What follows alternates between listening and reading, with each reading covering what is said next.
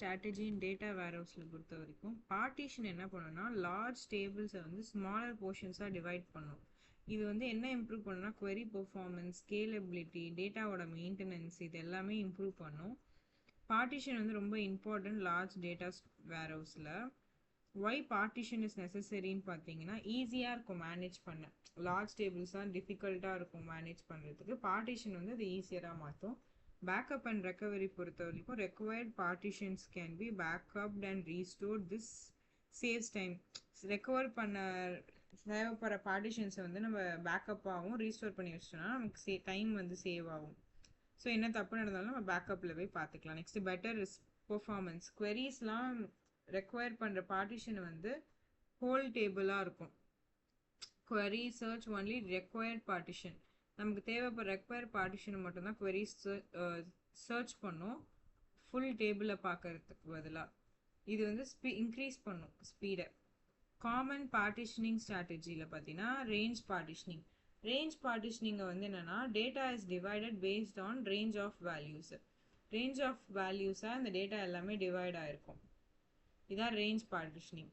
Like monthly sales date இல்லை year wise record இதெல்லாம் இருக்கும்.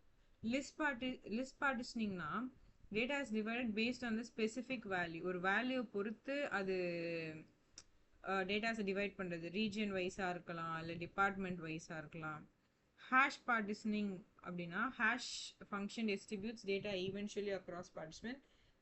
It improves the load balancing. டேட்டாவை வந்து அக்ராஸ் த பார்ட்டிஷன் ஈவனாக ஸ்ப்ரெட் பண்ணியிருக்கும். இது மூலயமா லோட் பேலன்சிங்கை வந்து இம்ப்ரூவ் பண்ணுறோம். காம்போசிட் பார்ட்டிஷனிங்னா என்னென்னா 2 or more பார்ட்டிஷனிங் மெத்தட்ஸை கம்பைன் பண்ணுவோம். Range partition plus hash partition இதெல்லாம் கம்பைன் பண்ணுறது தான் கம்போசிட் பார்ட்டிஷனிங். சப் பார்ட்டிஷனிங்னா என்னென்னா partitions are further divided into smaller sub partition. பார்ட்டிஷனையே இன்னும் சின்னதாக ஆக்குறது தான். இதனால பெர்ஃபார்மன்ஸ் வந்து லார்ஜர் டேட்டாவில் ரொம்ப இம்ப்ரூவ் பண்ணலாம் நம்ம. ரெப்ளிகேஷன் பார்ட்டிஷனில் வந்து சேம் டேட்டாவே காப்பியாக இருக்கும் மல்டிபிள் பார்ட்டிஷனில். இது மூலயமா லோடை பேலன்ஸ் பண்ணலாம், ஃபால்ட்டை டாலரன்ஸ் பண்ணலாம். ஸோ இதுதான் த காமன் பார்ட்டிஷனிங் ஸ்ட்ராட்டஜிஸ். ஓகேவா? எதுக்கு பார்ட்டிஷன் தேவைப்படுது? Common partition strategy conclusion.